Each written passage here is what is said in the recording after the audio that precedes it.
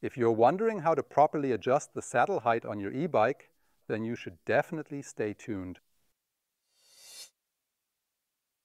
And with that, a hearty hello to all you bikers out there for this new tech tutorial video, where today we'll take a look at how to properly adjust the saddle height on your e-bike. And just to start, nothing could be simpler.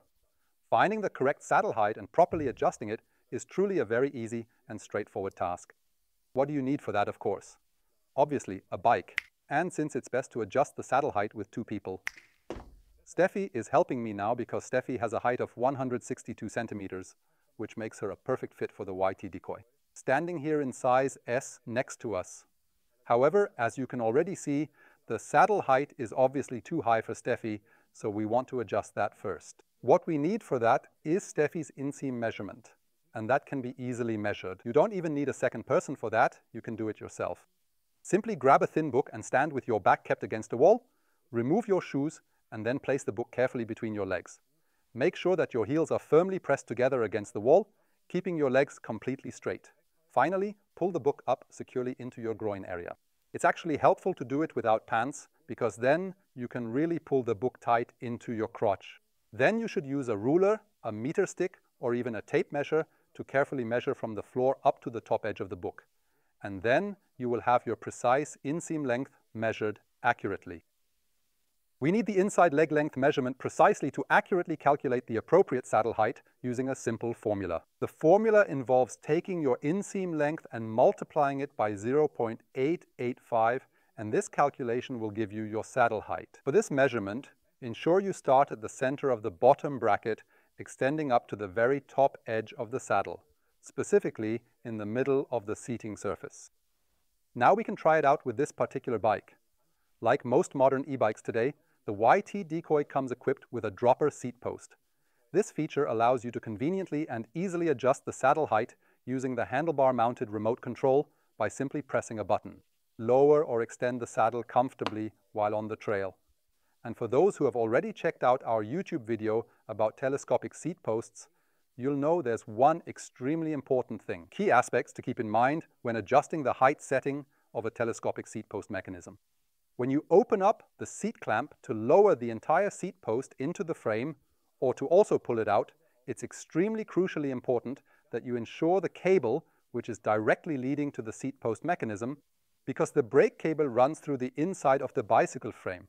It passes by the motor, and here between the motor and motor interface, there's actually very little available space, and it might be that the cable is stuck here.